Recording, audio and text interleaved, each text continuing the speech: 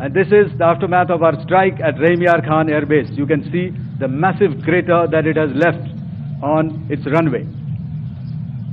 And you can see the pinpoint accuracy of our weapons.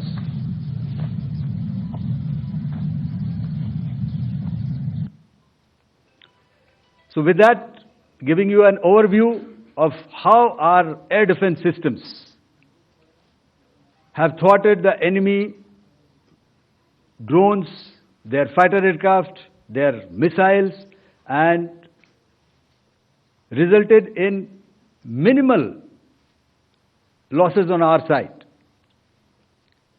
I would now hand over to the DGMO to cover his portion. धन्यवाद air marshal Bharti. मैं आज आप सब के साथ भारतीय सेना के एयर डिफेंस मेजर्स जो कि हमने इंडियन एयरफोर्स के साथ मिलजुल कर तालमेल में लिए, उसके बारे में कुछ बातचीत करूंगा।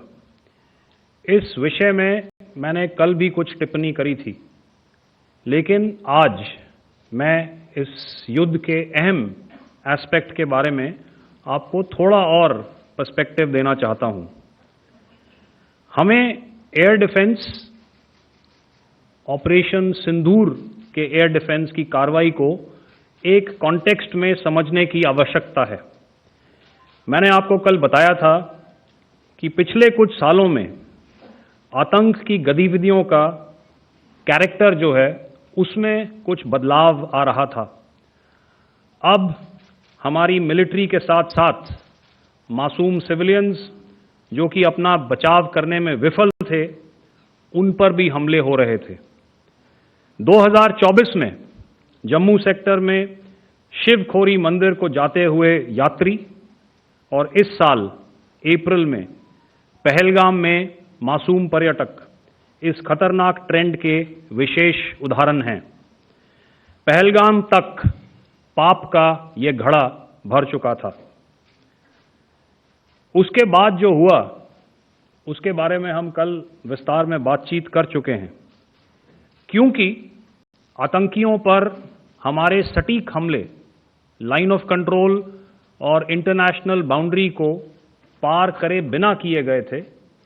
हमें पूरा अंदेशा था कि पाकिस्तान का वार भी बॉर्डर के उस पार से ही होगा। इसलिए हमने अपनी एयर डिफेंस की पूरी तैयारी पहले से ही कर ली थी। हमारी इन्वेंट्री में शामिल counter manned aerial systems, electronic warfare के साधन और एयर डिफेंस वेपन्स का इंडियन एयरफोर्स के इसी प्रकार के सिस्टम्स के साथ एक अनोखा मिश्रण किया गया। इसलिए आपने देखा कि जब जब पाकिस्तान एयरफोर्स ने हमारे एयरफील्ड्स और लॉजिस्टिक इंस्टॉलेशंस में 9 और 10 मई की रात को लगातार हमले किए, वो इस मजबूत एयर डिफेंस ग्रिड के सामने विफल हो गए। आपके सामने इस ग्रिड को एक तरीके से दर्शाया गया है।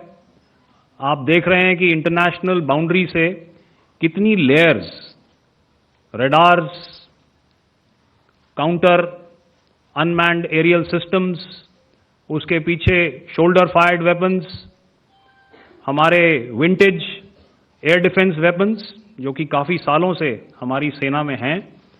एयर मार्शल भारती ने भी उसके बारे में बात करी। और लास्ट में हमारे modern air defence weapon systems. तो कोई मौका नहीं था कि पाकिस्तान एयरफोर्स ये मल्टी टीयर डिफेंस को पार करके पीछे हमारी एयरफील्ड्स या लॉजिस्टिक इंस्टॉलेशंस को टारगेट कर पाए। ये जो डायग्राम आप अपने सामने देख रहे हैं, ये मुझे एक इंसिडेंट की याद दिला रहा है। और मैं आपको इस उदाहरण के ज़रिए से एक ये एस्पेक्ट हाईलाइट करना चाहता हूँ। जब मैं स्कूल में था तो तकरीबन मेरे ख्याल से ये 70 का दशक था और उस समय इंग्लैंड और ऑस्ट्रेलिया के बीच में आज शायद क्रिकेट की बात भी करनी चाहिए, क्योंकि मैं देख रहा था कि विराट कोहली ने टेस्ट क्रिकेट से रिटायरमेंट ले ली। कई भारतीयों की तरह वो मेरे भी फेवरेट क्रिकेटर हैं। तो 70 के दशक में ऑस्ट्रेलिया और इंग्लैंड की फेमस एशेज सीरीज चल रही थी, और उस समय ऑस्ट्रेलिया के दो बहुत तेज गेंदबाज, जो कि क्रिकेट हिस्ट्री में बड़ा उनका नाम है, जेफ थॉमसन और डेनिस लिली, उन्होंने अंग्रेजी बैट्समैन और उनकी बैटिंग लाइनअप को तहस नहस कर दिया था।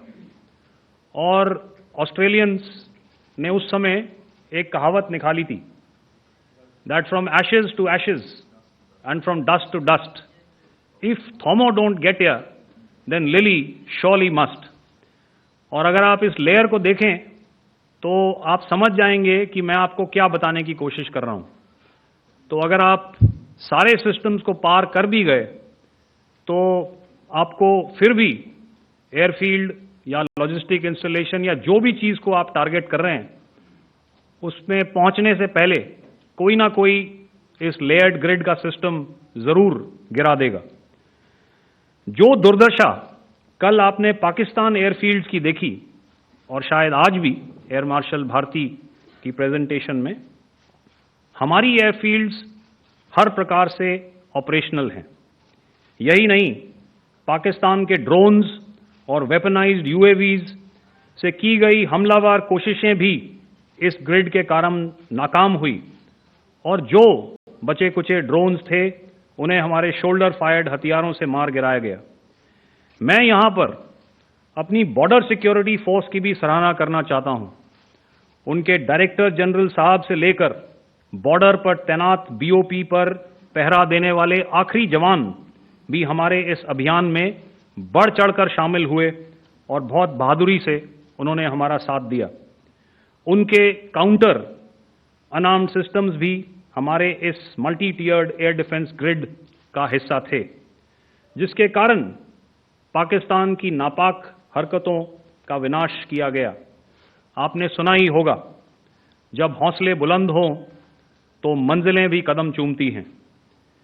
In the end, I would like to highlight again that in every single domain that Operation Sindhur has been prosecuted, there has been absolute synergy between the three services.